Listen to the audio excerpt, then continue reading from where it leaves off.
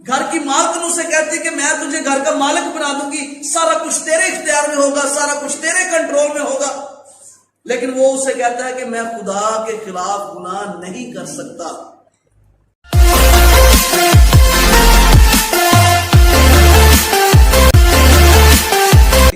کلام خدا میں سے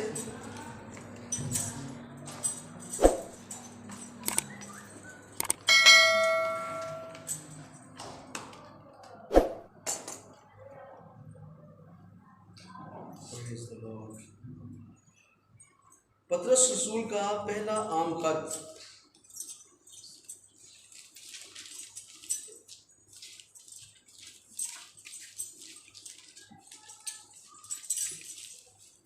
اس کا 5واں باب، اس کی 5ویں آیت سے لے کے ہم 11ویں آیت تک پڑھیں گے۔ پطرس رسول کا پہلا عام خط، اس کا 5واں باب، اس کی 5ویں آیت سے لے کر 11ویں آیت تک۔ کلام خدا میں لکھا ہے، اے جوانوں، تم بھی بزرگوں کے تابع رہو، بلکہ سب کے سب ایک دوسرے کی خدمت کے لیے فروتنی سے کمر بستہ رہو، اس لیے کہ خدا مغروروں کا مقابلہ کرتا ہے مگر فروتنوں کو توفیق بخشتا ہے۔ پس خدا کے قوی ہاتھ کے نیچے فروتنی سے رہو، تاکہ وہ تمہیں وقت پر سر بلند کرے، اور اپنی ساری فکر اسی پر ڈال دو، کیونکہ اس کو تمہارا خیال ہے۔ تم ہوشیار اور بیدار رہو، تمہارا مخالف ابلیس گرجنے والے شیر ببر کی طرح ڈھونڈتا پھرتا ہے کہ کس کو پھاڑ کھائے۔ تم ایمان میں مضبوط ہو کر اور یہ جان کر اس کا مقابلہ کرو کہ تمہارے بھائی جو دنیا میں ہیں ایسے ہی دکھ اٹھا رہے ہیں۔ اب خدا جو ہر طرح کے فضل کا چشمہ ہے، جس نے تم کو مسیح میں اپنے ابدی جلال کے لیے بلایا، تمہارے تھوڑی مدت تک دکھ اٹھانے کے بعد آپ ہی تمہیں کامل اور قائم اور مضبوط کرے گا۔ عبدالباد اسی کی سلطنت رہے، آمین آمین۔ کلام خدا میں سے ابھی جو آیات مبارکہ میں نے آپ کے سامنے تلاوت کی ہے، بڑا خوبصورت حوالہ جو بائبل مقدس میں سے ہم نے سیکھا۔ یہاں پر پطرس رسول جو یسوع مسیح کا وہ شاگرد ہے جو یسوع مسیح کو بہت ساری چیزوں میں اپنی زندگی کا حصہ بنا رہا ہے، اور جو کچھ اس نے یسوع مسیح کی زندگی میں دیکھا ہے اس کو وہ اس چرچ پر، یہ خط جو ہے اس کی نوعیت یہ کسی خاص چرچ کے لیے نہیں لکھا گیا بلکہ لکھا ہے عام خط۔ عام کا مطلب ہے جہاں جہاں پر بھی کلیسیاں قائم ہیں ان سب کے لیے ہے۔ یہ اس وقت ان کلیسیوں کے لیے تھا جو ایشیا کوچک میں جو موجودہ ترکی ہے ان کے لیے تھا، لیکن آج یہ ہمارے لیے ہے، اور یہ جب تک دنیا ہے چرچ کے لیے یہ ایک خوبصورت میسج ہے۔ اس میں ان سب باتوں پر غور کرنے سے پہلے میں چند اہم باتوں پر جو ان ساری آیات کا نچوڑ ہے ان کی طرف آپ کا دھیان لے کر جانا چاہوں گا، اور وہ سب سے لاسٹ ورس جو ہیں 10ویں اور 11ویں ہم اس کو دیکھیں گے۔ لکھا ہے، اب خدا جو ہر طرح کے فضل کا چشمہ ہے، جس نے تم کو مسیح میں اپنے ابدی جلال کے لیے بلایا، تمہارے تھوڑی مدت تک دکھ اٹھانے کے بعد آپ تمہیں کیا کرے گا؟ کامل کرے گا، اور تمہیں قائم کرے گا اور مضبوط کرے گا۔ یہ تین چیزیں جن کے بارے میں ہم سب سے پہلے سیکھیں گے۔ کامل، جو کامل کا لفظ ہے یہاں پر جو استعمال کیا گیا ہے اس کے لیے خوبصورت ایک گریک لفظ ہے کٹ تھیزو۔ کیا لفظ ہے؟ کٹ تھیزو، اور اس کا معنی ہے کہ ہمیں جو ٹوٹ چکے تھے یا ہمارا ریلیشن جو خدا سے ٹوٹ چکا تھا اس کو پھر سے جوڑنا، اور اس کے لیے جو بیسک ورڈ استعمال ہو اس کا مطلب ٹوٹی ہوئی ہڈی کو جوڑنا. وہ ہڈی جو ٹوٹ چکی ہے اور پراپر کام نہیں کر رہی اس کو جوڑنا کامل کے لیے. اس کا ہرگز مطلب یہ نہیں ہے کہ گناہوں سے پاک زندگی بسر کرنا، یا ہمیں بالکل گناہ سے آزاد ہو جانے کی ضرورت ہے، یا ہم بالکل آزاد ہو چکے ہیں، بلکہ وہ ریلیشن جو ہڈی کے ٹوٹ جانے کے سبب سے ختم ہو چکا تھا اس کو جوڑنے کا نام کیا ہے؟ کامل، ٹھیزو. اس کا دوسرا مطلب ہے کسی پھٹی ہوئی چیز کو پھر سے سینا. وہ چیز جو پھٹ چکی ہے اور وہ کسی کام کی نہیں رہی، اس کو دوبارہ سے اس قابل بنانا کہ وہ کام کرنا یا کسی کام کے لائق ہو جائے، یا اس چیز کو، اس کپڑے کو دوبارہ سے پھر پہننے کے لائق بنانا. اور ایک اور اس کا معنی ہے کہ جب ایتھلیٹ انفٹ ہو جائے اس کو اس قابل بنانا کہ وہ پھر سے فٹنس اس کی ٹھیک ہو اور پھر سے وہ دوڑنا شروع کر دے. کاملیت کا یہ یہاں پر مطلب ہے کہ مسیح ہمیں کیا چاہتا ہے. یسوع مسیح نے ہماری زندگی میں یہ اہم کام کیا کہ جب ہم اس قابل نہیں تھے، ہم دنیا سے رد کیے ہوئے تھے، دنیا کے ٹھکرائے ہوئے تھے، دنیا کے کسی کام کے نہیں تھے، تو اس نے کیا کیا؟ اس نے ہمیں جوڑا. اس نے ہمارا ریلیشن پھر سے خدا کے ساتھ بحال کیا. اس نے کیا کیا؟ اس نے ہماری انفٹنس کو فٹنس میں تبدیل کر دیا تاکہ ہم ایمان کی دوڑ میں پھر سے دوڑنا شروع کریں، اور ہم ایسا دوڑیں جیسا پولس رسول کہتا ہے کہ ایسے دوڑو کہ جیتو. ہم اس دوڑ کو دوڑتے ہوئے جیت سکیں. اور یہ ایمانداروں کے لیے ایک خاص میسج ہے یہاں پر کہ ہمیں ایسے دوڑنے کی ضرورت ہے جس میں ہم خدا کے کام کے بن سکیں. آج بہت سارے ایسے لوگ، بے شک کبھی کبھی ہم ایسے لوگوں سے ملتے ہیں جو ایماندار بھی ہوتے ہیں، لیکن وہ اس ٹوٹی ہوئی ہڈی کی طرح ہوتے ہیں وہ ایماندار، لیکن وہ اس ٹوٹی ہوئی ہڈی کی مانند ہوتے ہیں کہ وہ ٹوٹ چکے، وہ ریلیشن میں قائم نہیں رہے. وہ شاید ساری زندگی اپنی فٹنس کو قائم کرنے میں لگا دیتے ہیں اور پھر بھی وہ فٹ نہیں ہو پاتے. شاید وہ ایک ایسے کپڑے کی مانند ہو جاتے ہیں جو پھٹ چکا ہے، لیکن وہ دوبارہ سینے کے لیے خدا کی حضوری میں نہیں آ رہے، کاملیت کی طرف وہ نہیں بڑھتے، اور خدا کو یہ نہیں کہتے کہ تو ہمیں کامل کر. آج ہمیں ضرورت ہے کہ اگر ہم اس طرح کی زندگی بسر کر رہے ہیں، ہم روحانی طور پر کٹ چکے ہیں، ہم ٹوٹ چکے ہیں، تو ہمیں پھر سے خدا میں جڑنے کی ضرورت ہے. اگر ہم کسی وجہ سے، کوئی ایسی بات، کسی سبب سے ہم ٹوٹ چکے ہیں، ہم کاملیت میں نہیں بڑھ رہے اور خدا کے ساتھ اپنے ریلیشن کو قائم نہیں کر چکے، تو آج ہمیں ضرورت ہے کہ ہم اس رشتے میں جڑ جائیں اور اس ٹوٹی ہوئی ہڈی کو جوڑیں. جیسے یہاں پر ہم نے لفظ دیکھا کٹ ٹھیسو، جو یونانی زبان کا لفظ ہے، جو یہاں پر لکھا گیا ہے، جو اس کا بیسک ورڈ ہے کہ کامل ہمیں اس طرح ہونا ہے کہ ٹوٹے ہوئے کو پھر سے جوڑ دینا. اور یہ بائبل مقدس ہمیں یہاں پر یہ بنیادی چیز ہے جو یہاں پر ان ساری باتوں کا نچوڑ ہے. اس کے بعد ایک دوسرا لفظ ہم نے دیکھا ہے قائم رہو، کہ جو لوگ مسیح میں ہیں، جو دکھ اٹھا رہے ہیں، تھوڑی سی مدت تک باقی ہے کہ وہ سارے ان کے دکھ جو ہے وہ ختم ہونے والے ہیں، اور مسیحا ان کو کامل کرنے والا ہے اور وہ انہیں قائم کرے گا.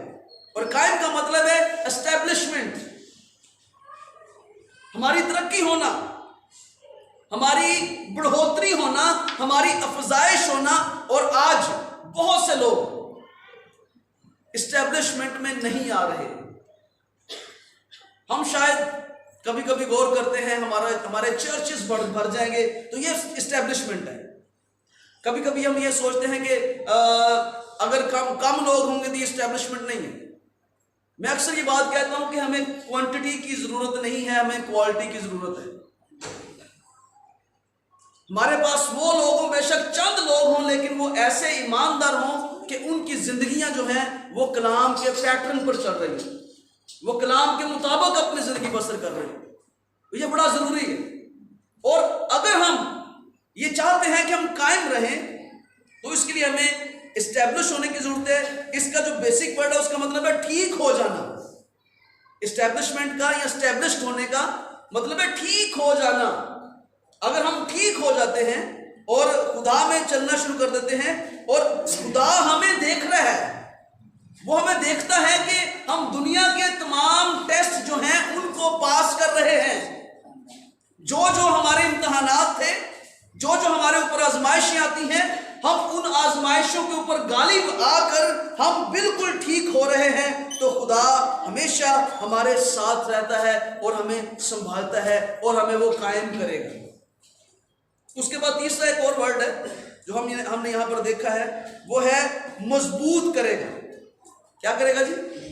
وہ ہمیں مضبوط کرے گا. اور اس کے لیے ایک اور لفظ ہے یونانی کا, وہ ہے سٹرینو. سٹرینو اس کا مطلب ہے اس طرح طاقتور بنا دینا کہ بندہ مؤثر طریقے سے اپنی زندگی کا مقصد اور ہدف پورا کرنے کے لیے تیار ہو جائے. اس طرح کا بنا دینا. اور یہ ہے مضبوط کرنا کہ خدا جو منصوبہ ہمیں دیتا ہے, جو ہدف ہمیں دیتا ہے, جو ہم زندگی میں اپنے ہدف رکھتے ہیں یا جو ہمارا ٹارگٹ ہے, ہم اس کو مضبوط کرنے کے لیے, اس کو پورا کرنے کے لیے بالکل تیار ہو جائیں, تو یہ ہے ہمارا مضبوط ہونا. اور خداوند ہماری زندگی میں یہ چاہتا ہے کہ وہ لوگ جو مسیح پر ایمان رکھتے ہیں, چرچ, کلیسیا, وہ اس طرح کی ہو جائے کہ وہ کامل ہو, وہ قائم رہے اور مضبوط ہو. جب یہ تین چیزیں ہماری زندگی میں آئیں گی تو پھر خداوند ہماری زندگی میں عجیب طور پر اپنے جلال کو ظاہر کرنا شروع کرے گا, اور ہم وہ چرچ بنیں گے جو چرچ بہت ساری زندگیوں کو تبدیل کرنے کا وسیلہ بن سکتا ہے. ہم وہ لوگ بنیں گے, وہ کلیسیا بنیں گے جو بہت ساری زندگیوں کو خدا کے پاس لے کر آنے والے بن سکتے ہیں. اور ایک اور بات جو اس کے لیے بڑی خاص ہے, یہ خداوند کا منصوبہ ہے کہ ہمیں کامل کرے, ہمیں قائم کرے اور مضبوط کرے. ہم خدا کے منصوبے میں رہ کے یہ سب کچھ کر سکتے ہیں. اگر ہم خدا کے منصوبے میں نہیں ہیں تو پھر نہ تو ہم کبھی کامل ہو سکتے ہیں, کہ فرما بردار ہیں. اور اس میں بہت ساری باتیں ہماری زندگی میں آ سکتی ہیں. فار ایگزامپل, اگر ہم یہ دیکھنا چاہیں کہ کیا چرچ میں رہتے ہوئے میں اپنے پاسٹر کا, اپنے خادم کا فرما بردار ہوں. سب سے پہلے ہم یہاں سے سٹارٹ کرتے ہیں کہ چرچ میں as a church, as a کلیسیا یا ایز اے ڈسائپل, ایک شاگرد کے طور پر جب ہم خادم کسی کے وسیلہ سے بھی اپنی زندگی خداوند کو دیتے ہیں, ہم خداوند کے کلام, وہ ہے غرور. اور کلام میں لکھا ہے کہ غرور کرنے والے فرشتے کو بھی خدا نے آسمان میں نہ رہنے دیا, اس کو وہاں سے بھی گرا دیا کیونکہ اس نے غرور کیا. اور غرور جو ہے یہ سب سے پہلا گناہ ہے جو آسمان پر ہوا. زمین پر جو پہلا گناہ ہوا وہ تو ہوا نے جو نافرمانی کی وہ تھی, لیکن آسمان پر جو پہلا گناہ ہوا وہ مغروری ہی تھا. اور خداوند کے کلام میں لکھا ہے کہ خدا کیا کرتا ہے, مغروروں کا مقابلہ کرتا ہے. اس لیے ہمیں کیا بننے کی ضرورت ہے, ہمیں فروتن بننے کی ضرورت ہے, اور ایسا فروتن بننے کی ضرورت جیسا یسوع مسیح فروتن بنا. یسوع مسیح کی تعلیم کے مطابق کیا تھا؟ یسوع مسیح نے کیا کہا اپنے شاگردوں کو جب کھانا کھانے کے لیے بیٹھے؟ تو یسوع مسیح نے اپنی کمر پر پٹکا باندھا, رومال لیا, ٹاول لیا, ٹھیک ہے, تیار کیا اپنے آپ کو, اور اپنے شاگردوں کے پاؤں دھونا شروع کر دیا. کیا کرنا شروع کیا؟ یہ فروتنی کی مثال ہے کہ اس نے کیا کیا, اس نے اپنے شاگردوں کے پاؤں دھونا شروع کر دیے. اور پترس اس ساری کہانی کو دیکھ رہا ہے, اس سارے سین کو دیکھ رہا ہے, اس منظر کو وہ دیکھ رہا ہے کہ ہمارا آقا, ہمارا استاد, جسے ہم آقا کہتے ہیں, استاد کہتے ہیں, وہ ہماری خدمت کر رہا ہے. یسوع مسیح نے کہا کہ میں اگر استاد ہو کر, میں تمہارا بڑا ہو کر, استاد ہو کر, تمہارا مالک ہو کر اگر تمہاری خدمت کر سکتا ہوں, تو تم پر بھی یہ واجب ہے کہ تم بھی ایک دوسرے کیا کرو جی, ایک دوسرے کی خدمت کرو, ایک دوسرے کے خادم بنو, ایک دوسرے سے چھوٹے بنو, تاکہ اس کام کو پورا کر سکو. اس کے سامنے وہ پیٹرن ہے, وہ ایک نمونہ ہے جو یسوع مسیح نے ان کے سامنے پیش کیا, اور وہی نمونہ وہ چرچ کو بتاتا ہے کہ تمہیں فروتن بننے کی ضرورت ہے, تمہیں فروتنی کرنے کی ضرورت ہے. مغرور نہ بنو بلکہ فروتن بنو, کیونکہ مغرور جو ہیں وہ سزا پائیں گے, وہ سزا اٹھائیں گے, ان کا مقابلہ خدا کے ساتھ ہوتا ہے. اگر تم فروتنی دکھاؤ گے تو اس سے چرچ جو ہے، کلیسیا جو ہے، وہ مضبوط ہوگی، وہ بڑھے گی، وہ کامل ہوگی اور قائم رہے گی. یہ چرچ کی مضبوطی کے لیے ہے فروتن بننا. اس کے بعد آگے لکھا ہے کہ 6 آیت، بس خدا کے قوی ہاتھ کے نیچے فروتنی سے رہو تاکہ وہ تمہیں وقت پر سر بلند کرے. کبھی کبھی ہم سر بلندی چاہتے ہیں، ہم چاہتے ہیں کہ میں سر بلند کیا جاؤں، مجھے وہ جلال ملے، مجھے وہ قدرت ملے، لیکن ہم وقت کا انتظار نہیں کرتے. ہمیں انتظار کرنا برا لگتا ہے، کوئی بھی ہو، کیونکہ آج کل ہم شارٹ کٹ ڈھونڈ رہے ہیں. بزنس میں شارٹ کٹ،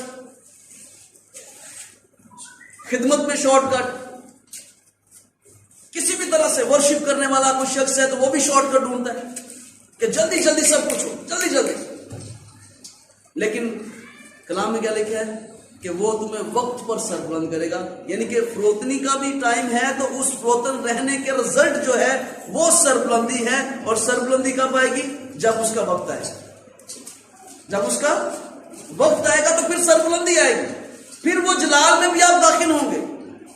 اگر ہم بائبل مقدس میں دیکھیں تو یوسف کو ہم اچھی طرح جانتے ہیں، جو یعقوب کا بیٹا تھا.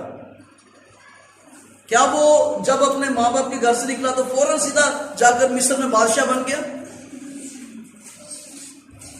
جی بتائیے گا. اسے 13 سال لگ گئے. سب سے پہلے وہ غلاموں کی منڈی میں بیچا گیا، ایک غلام کی حیثیت میں ایک غلام بنا، پوتیفر کے گھر میں گیا. جب پوتیفر نے دیکھا کہ یہ دوسرے غلاموں سے الگ ہے، اگر اسے کھیت میں بھیجا تو کھیت میں خدا کی برکت، اگر اسے گھر میں رکھا تو گھر میں خدا کی برکت. اس نے اپنے سارے بزنس کا مختار اسے بنا دیا. اور یہ ایک ایسا نوجوان ہے جس کی زندگی میں نے ایک بات سے کی ہے کہ وہ گناہ سے کمپرومائز نہیں کرتا. اس کی زندگی کا سب سے اہم مقصد کہ ایک اتنی بڑی آفر، سربلندی ملنے والی ہے، گھر کی مالکن اسے کہتی ہے کہ میں تجھے گھر کا مالک بنا دوں گی، سارا کچھ تیرے اختیار میں ہوگا، سارا کچھ تیرے کنٹرول میں ہوگا. لیکن وہ اسے کہتا ہے کہ میں خدا کے خلاف گناہ نہیں کر سکتا، میں خدا کے خلاف گناہ نہیں کر سکتا. اور کلام میں لکھا ہے کہ ہر جگہ پر جہاں جہاں پر اس کے ٹیسٹ ہو رہے ہیں، جہاں جہاں پر اس کے امتحانات لیے جا رہے ہیں، وہ وہاں پر ایک خاص جملہ لکھا ہے، خداوند اس کے ساتھ تھا. خداوند اس کے ساتھ تھا، خداوند اس کے ساتھ تھا. یہ کئی بار اس کی زندگی میں آپ جہاں جہاں پر بھی دیکھیں گے اس کے ساتھ ساتھ یہ جملہ ضرور لکھا ہوا آپ کو ملے گا. اور خداوند اس کے ساتھ رہا. وہ جہاں جہاں پر بھی جاتا ہے خداوند کی حضوری کے سبب سے وہ سرخرو ہو رہا ہے، وہ سربلند ہو رہا ہے. اور ایک وقت آیا کہ خدا نے اسے مصر میں دوسرے درجے کا حاکم مقرر کر دیا. فرعون نے کہا کہ میرے کھانے اور پینے کے علاوہ جو کچھ بھی یہاں پر ملک میں ہوگا وہ یوسف کے کہنے سے ہوگا. اپنی انگوٹھی پہنائی، اپنا رتھ دیا اور کہا کہ سارے مصر کے لوگ اس کو سجدہ کریں. یہ کیسے ہوا؟ اس نے وقت کا انتظار کیا، وہ سربلند ہوا، اس نے ویٹ کیا. اور جب اس نے ویٹ کیا خدا نے اسے اسی ملک کا جہاں پر وہ غلام بن کے بکا، بالکل چھوٹے لیول کا شخص، غلاموں کی حیثیت اس وقت ایسی تھی کہ وہ اپنی مرضی سے کچھ بھی نہیں کر پاتے تھے. وہ اپنی مرضی سے کچھ نہیں کر سکتے. جو کچھ بھی مالک نے کہنا ہے، جو کچھ آقا نے کہنا ہے، چاہے غلط کہنا ہے چاہے درست کہنا ہے، اس نے وہی ماننا ہے. یہ غلام کی حیثیت تھی. ہم تو خدا کا شکر ہے ہم آزاد ہیں، ہم اپنی مرضی سے بہت کچھ کر سکتے ہیں. بے شک ہم اپنے اپنے جگہ پر کام بھی کرتے ہیں، جاب کرتے ہیں، کچھ بھی کرتے ہیں، ہم آزادی کے ساتھ سب کچھ کر رہے ہیں. لیکن اس وقت یہ حالات نہیں تھے. اس نے اتنی مصیبت سہی، اتنے دکھ سہے، اور خدا نے اس کا رزلٹ اسے یہ دیا کہ وہ اس ملک کا دوسرے درجے کا بادشاہ بن گیا. سمجھ لیجئے کہ وہ وزیر اعظم بن گیا. سادہ الفاظ میں کہ وہ اس ملک کا، مصر کا وزیر اعظم بنا. اور خدا نے اسے وہاں پر حکمت دی، دانائی دی اور اسے وہاں پر استعمال کیا. اور خداوند آج بھی یہ چاہتا ہے کہ ہم خدا کے ساتھ اسی فروتنی کے ساتھ چلیں، اسی طرح کی فروتنی اپنائیں، اور اسی طرح ہم خداوند کے سامنے انتظار کریں، اس کے وعدوں کو اپنی زندگی میں پورے ہونے کا انتظار کریں، تاکہ ہم سر بلند کیے جائیں، تاکہ خداوند ہمیں جانے، ہمیں دیکھ لے، ہمیں پہچان لے، ہمارے امتحانات میں ہمیں یوسف کی طرح کامیاب ہوتا دیکھ کے خدا خوش ہو اور خوشی کے ساتھ ہمیں سر بلندی کرے۔ میں کبھی کبھی اپنے بارے میں سوچتا ہوتا ہوں کہ جب میں نے مسیح کو قبول کیا تو ایک عام ایماندار کی طرح کوئی سامنے آنے والا بندہ میں نہیں تھا کہ میں سٹیج پر سامنے آؤں، مجھے یہ بات پسند بھی نہیں تھی، میں بڑا شائع فیل کرتا تھا کہ میں کسی کے سامنے بات کروں گا۔ ویسے میں یوتھ پریزیڈنٹ تھا، نوجوانوں کے بیچ میں بیٹھ کے سب کچھ ٹھیک کرنا، ہر بات کو ٹھیک مینر سے کرنا، اچھے طریقے سے چلانا، ان کو لیڈ کرنا، ساری باتیں ٹھیک تھیں، لیکن چرچ اس مذبح کے اوپر آتے ہوئے میرے ہاتھ کانپتے تھے، مجھے پسینے آنے شروع ہو جاتے، میرا جسم کانپنا شروع ہوتا تھا، اور میں بڑا شائع فیل کرتا کہ میں یہ نہیں کر سکتا۔ مجھے دعا کا موقع بھی کبھی دیا تھا تو شاید میں وہ بھی نہیں کر پاتا تھا، مشکل ہوتا تھا میرے لیے۔ نیچے بیٹھنا، کوائر میں طبلہ پلے کرنا، ان کے ساتھ گانا، کوائر میں ویسے پرستش کرنا، وہ مجھے ٹھیک لگتا تھا۔ اگر کسی نے اکیلے مجھے کہہ دیا کہ عرفان کے ساتھ مل کر گیت گائیں گے تو وہ مجھ سے گایا نہیں جائے گا، میں اس طرح کا تھا۔ میں نے خداوند سے دعا کرنا شروع کی، خداوند کے سامنے جھکا، خداوند کے سامنے میں نے دعا کی کہ خداوند مجھے اس بات سے رہائی دے۔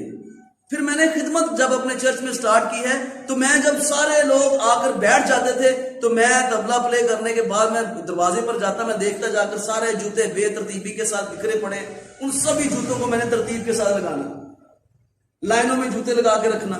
اس سے میں نے اپنی خدمت کا آغاز کیا، اور خدا نے مجھے وہاں سے ہی بلیس کرنا شروع کیا۔ وہاں سے میں سنڈے اسکول منسٹری میں آیا، سنڈے اسکول منسٹری کے بعد ایز این ایونجلسٹ میں نے تقریباً 4 سال اپنے جو ہمارے بزرگ خادم تھے ان کے ساتھ میں نے خدمت کی۔ اس وقت بائک نہیں ہوتے تھے، بائک کسی خادم کے پاس ہوتے تھے، وہ پاسٹر صاحب کے پاس سائیکل تھا، میں میلوں سائیکل چلاتا، ان کو پیچھے بزرگوں کو اٹھاتا اور میلوں سائیکل چلا کر دوسرے گاؤں میں جا کر خدمت کے لیے ہم جایا کرتے اور وہاں پر خدمت کرتے، اس کے بعد پھر واپس ان کو لے کے آنا، یہ میری ذمہ داری تھی۔ پھر خدا نے وہاں سے مجھے سنڈے اسکول میں ایز اے ٹیچر بلیس کیا، پھر میں نے سنڈے اسکول کی منسٹری کا آغاز کیا۔ اس کے بعد خدا نے پھر مجھے اس بات کے لیے بلایا کہ میں خدمت میں آؤں ایز اے خادم۔ میں نے بائبل کالج جوائن کیا اور پھر خدا نے مجھے وہاں پر استعمال کرنا شروع کیا۔ اس طرح خدا آپ کو دیکھتا ہے کہ آپ کو جو تھوڑا ملا ہے کیا آپ اس میں وفادار ہیں۔ اگر ہم تھوڑے میں وفادار ہیں تو یقیناً خدا ہمیں سر بلند بھی کرے گا، لیکن اگر ہم تھوڑے میں بددیانتی کریں گے تو کیا ہمیں وہ بہت بڑی ذمہ داری دے گا؟ وہ کبھی بھی ہمیں بڑی ذمہ داری نہیں دے گا جب تک ہم چھوٹی ذمہ داری میں وفادار نہیں ہیں۔ آپ جو بھائی میوزک بجانے والے ہیں یہ نہ سوچیں کہ آپ کا کام صرف میوزک بجانا ہے، یا سنیل بھائی صرف یہ سوچیں میں ورشپ کرتا ہوں، میں نے ورشپ ہی کرنی ہے۔ خدا آپ کے ورشپ کرنے میں آپ کی وفاداری کو دیکھ رہا ہے، وہ آپ کی وفاداری کو دیکھ رہا ہے۔ کوئی میٹنگ پرزائڈ کرنے والا ہے وہ یہ نہ سوچے کہ شاید میرا کام صرف یہی ہے کہ میں نے میٹنگ پرزائڈ ہی کرنی ہے۔ اگر آپ اس میں وفادار ہیں تو یقیناً وہ وقت آنے والا ہے کہ خدا آپ کو اس سے اگلے لیول میں لے کے جائے گا، خداوند آپ کو اگلے لیول میں لے کے جائے گا اور وہاں پر بھی آپ کو خدا استعمال کر سکتا ہے۔ لیکن یہ اس وقت یہ اس بات کا رزلٹ ہے کہ خدا کے کلام کے مطابق اپنے بزرگوں کی تابعداری یعنی کہ فرما برداری کرنا اور ان کو فالو کرنا، ان کی بات کو اتم سمجھنا کہ یہ جو بات کہہ رہے ہیں یہ میرے لیے ایسے ہی ہے جیسے یہ خدا کی طرف سے میرے لیے حکم ہے، تو پھر خداوند آپ کو سر بلند کرے گا، اور عین اس وقت پر کرے گا جب سر بلندی آپ کے حصے میں ہوگی اور کوئی آپ کو نیچے نہیں لے کے آ سکے گا۔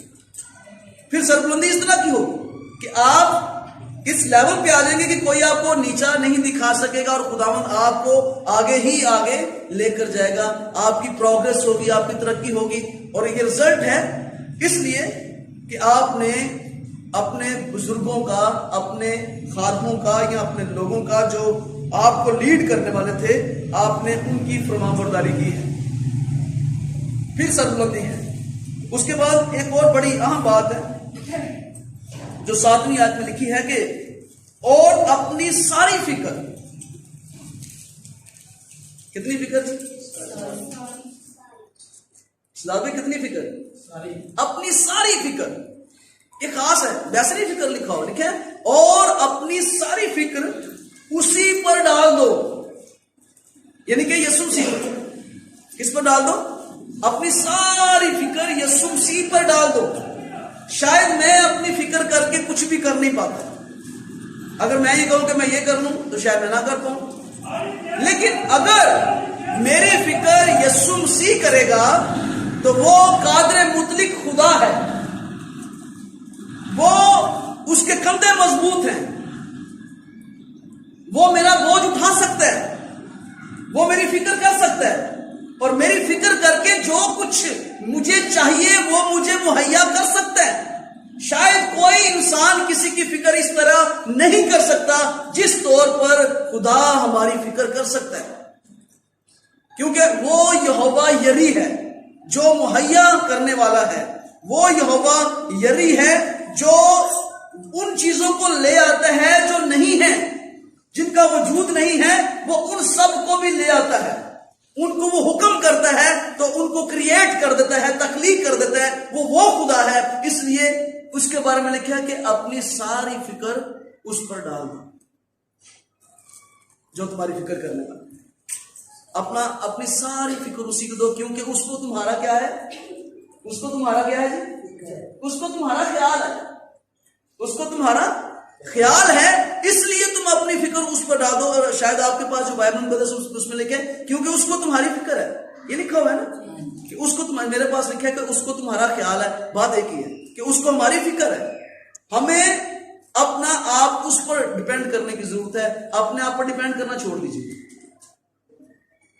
اس میں یہ بھی نہیں ہے کہ آپ بالکل ہی آزاد ہو گئے ہیں, آپ کسی طرح کی کوئی فکر نہیں کریں گے. فار ایگزامپل, اگر آپ 50,000 کماتے ہیں تو آپ کو فکر کرنے کی ضرورت ہے کہ ہم نے اسی 50 میں مینجمنٹ کرنی ہے. اس بات کی فکر کریں. لیکن ان معاملات کی جو آپ نہیں کر سکتے, جو آپ کے بس میں نہیں ہیں, ان کے لیے آپ کو خدا پر ڈیپینڈ کرنے کی ضرورت ہے. جو کچھ آپ کے کنٹرول میں ہے اسے آپ کریں, لیکن جو کچھ آپ نہیں کر سکتے اس کے لیے آپ کو خدا کے اوپر ڈیپینڈ کرنے کی ضرورت ہے. اور اس کو کہنے کی ضرورت ہے کہ خداوند تو میرا خیال کرنے والا ہے, تو میری فکر کرنے والا ہے, تو مجھے سنبھال سکتا ہے. اور اس کے لیے میں ایک خوبصورت مثال آپ کو دوں گا, ایک ایسے شخص کی جو خدا کے ساتھ وفاداری کے ساتھ چلتا ہے, خدا کے ساتھ رہتا ہے, اور خداوند اس کو ایک ایسی جگہ پر بھیجتا ہے جو کہ اس کے لحاظ سے ٹھیک نہ تھی. اور اس کے لیے میں آپ کو بتانا چاہوں گا. پہلا سلاطین نکالی, اس کا 17واں باب.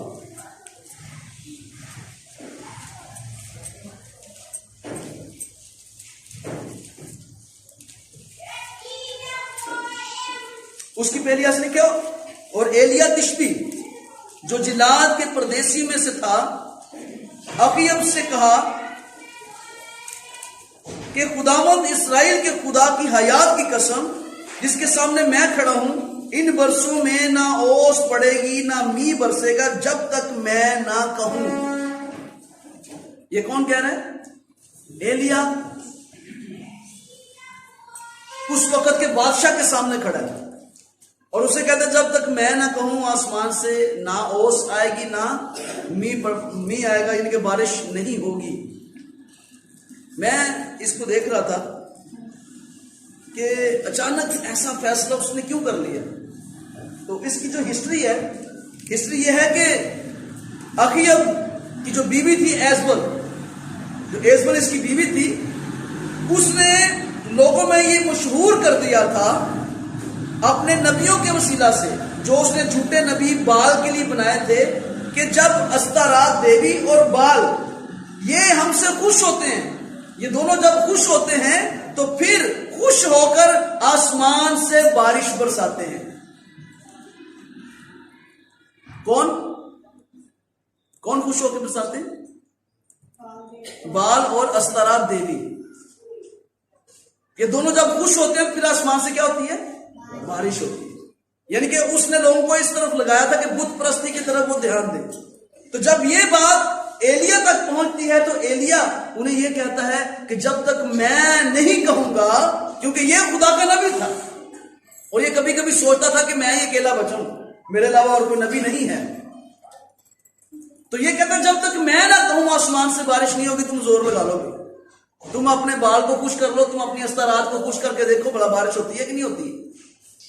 تو جیسے اس نے کہا کلام میں لکھا ہے ویسا ہی ہوا، آسمان بند ہو گیا، ملک میں کال پڑ گیا۔ اب جب ملک میں کال پڑ گیا، لوگ بھوکے مرنے لگے، پانی غائب ہو گیا، اور خدا نے سے کہا تو کریت کے نالے پہ چلا جا، میں نے تیرے لیے وہاں پر ارینج کیا ہے، میں نے تیرے لیے وہاں پر ارینج کیا ہے، اور وہاں پر تجھے خوراک ملے گی۔ اور میں نے قوموں کو یہ کہہ دیا ہے کہ وہ تیرے لیے گوشت بھی لے کر آئیں گے اور روٹی بھی لے کر آئیں گے۔ وہ پرندہ جو سب سے لالچی پرندہ ہے، جو بچوں سے چیزیں چھین کر لے جاتا ہے، اس لالچی پرندے کی اس نے خدا نے ڈیوٹی لگا دی کہ وہ وقت پر اسے گوشت بھی دیتے اور اسے روٹی بھی دیتے، اور وہ نالے میں سے پانی پیتا جس جہاں پر اسے بھیجا گیا تھا۔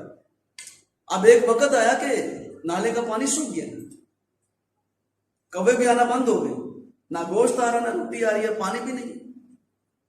اور پھر خدا اس سے کلام کرتا ہے، یہ خدا کے سامنے جھکا اور کہا خداوند میں کیا کروں، اب تو یہ بھی ختم ہو گیا، اب جو تم نے میرے لیے پلان کیا تھا کھانے پینے کا وہ بھی ختم ہے، میں کیا کروں، میں کیسے زندہ رہوں گا۔ خدا نے کہا میں نے تیرے لیے ایک ڈونر ڈھونڈا ہے، اب تو وہاں پر جائے گا۔ اور ڈونر جو ہے وہ ایک بیوہ عورت ہے۔ اگر میں شاید اس کی جگہ پر ہوتا تو میں سوچتا کہ یار جس بیوہ کے پاس خدا مجھے بھیج رہے نا وہ شاید بہت امیر عورت ہوگی کہ کال پڑا ہوا ہے اور خدا مجھے کہہ رہا ہے کہ تو اس کے پاس چلا جا اور وہ تجھے کھانے کے لیے دے گی۔ لیکن جب ایلیا وہاں پر پہنچا اس نے دیکھا کہ ابھی شہر کی انٹرسٹ پہ ہے، اس نے دیکھا کہ بیوہ ہے، بڑی کمزور سی ہے بیچاری، اور وہ وہاں پر لکڑیاں چن رہی ہے۔ غربت کا یہ حال ہے کہ اس کے پاس لکڑیاں بھی گھر میں نہیں ہیں، وہ لکڑیاں چننے کے لیے باہر نکلی ہوئی ہے۔ اور کلام میں لکھا ہے کہ جب وہ لکڑیاں چن رہی ہے تو ایلیا اس کے پاس جاتا ہے اور اسے کہتا ہے کہ مجھے پیاس لگے، بہت لمبا سفر کر کے وہاں پر پہنچا، اور یہ کریت کے نالے سے سارپت بہت زیادہ دور تھا، یعنی کہ سمجھئے پورے شہر کا چکر لگا کے اس یروشلیم کا جہاں پر یہ تھا وہاں سے چکر لگا کے اس سے دوسری جگہ پر آنا تھا، گھوم کے دوسری طرف کافی لمبا چکر لگا کے وہاں پر پہنچا، تھکا ہوا ہے، پیاس لگی ہوئی ہے، بھوک بھی لگی ہوئی ہے۔ تو جا کر اسے کہتا ہے مجھے پانی دلا۔ وہ کہتے ہیں ٹھیک ہے میں پانی لے کے آتی ہوں۔ جیسے وہ پانی لینے کے لیے جانے لگی اسے کہتا ہے میرے لیے تھوڑا سا نا میرے لیے روٹی بھی لے آنا۔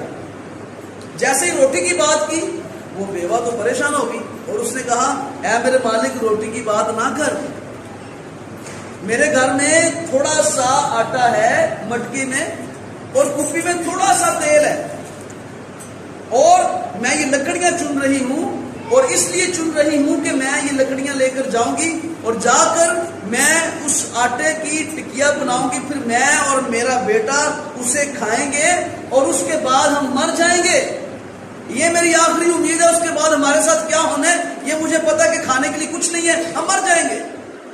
لیکن اسی وقت پر خدا کا کلام ایلیا پر نازل ہوا اور ایلیا نے اسے کہا کہ میں نے جو کچھ تجھے کہا ہے تو وہ کر، اور تیرے لیے یہ حکم ہے کہ جب تک ملک میں کال رہے گا نہ تو تیری مٹکی میں سے آٹا ختم ہوگا نہ تیری کپی میں سے تیل ختم ہوگا۔ ایلیا کو وہاں پر اس لیے خدا نے نہیں بھیجا تھا کہ تو وہاں پر جا کر کھانا کھا، بلکہ اس لیے بھیجا تھا کہ ایلیا نے اس فیملی کی فکر کرنی تھی، اور وہ ان کے خاندان کے لیے ان کو بچانے کا وہاں پر ذریعہ بن گیا، جو اپنی فکر جو تھی وہ خدا پر ڈال کے بیٹھے ہوئے تھے، جن کی امید یہ تھی۔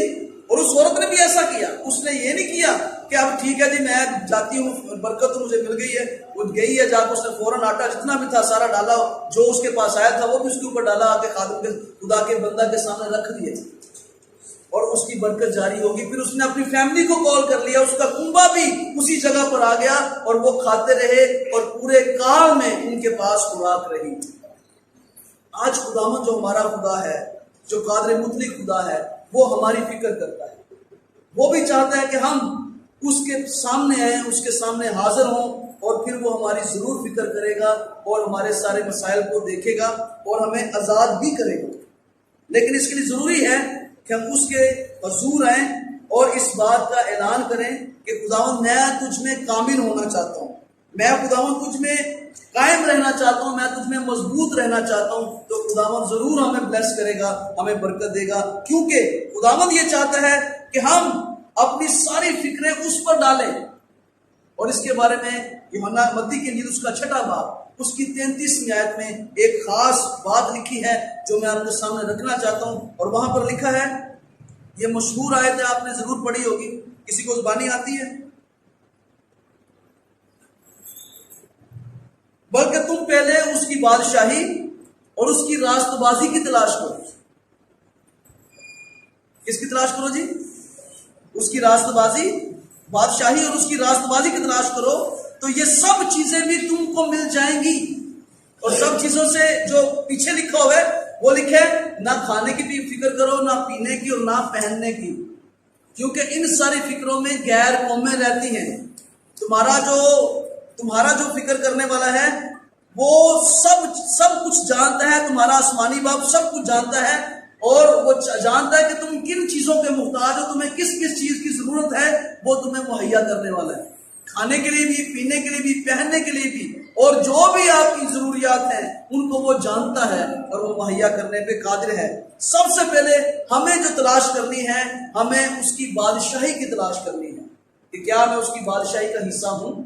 اگر نہیں ہوں تو آج سے میں اس کی تلاش کروں، اپنے آپ کو اس کے سامنے پیش کروں کہ خداوند میں تیری بادشاہی کا حصہ بننا چاہتا ہوں، میں تیری بادشاہی میں آنا چاہتا ہوں، میں تیری بادشاہی میں شامل ہونا چاہتا ہوں۔ پھر اس کی راست بازی کی تلاش کریں، اور راست بازی جو ہے وہ صرف اور صرف یسوع مسیح پر ایمان لانے سے ملتی ہے۔ آئیے اپنے سروں کو ہم خدا کی حضوری میں جھکائیں، اپنی آنکھیں بند کریں اور ہم دعا کریں کہ خدا ہمیں فضل بخشے کہ ہم خداوند میں مضبوط ہو سکیں، ہم اس کے نام کو جلا دے سکیں، اس کے وفادار رہ سکیں، اور اپنے آپ کو کاملیت کی طرف لے کر آ سکیں، اپنے آپ کو قائم کر سکیں۔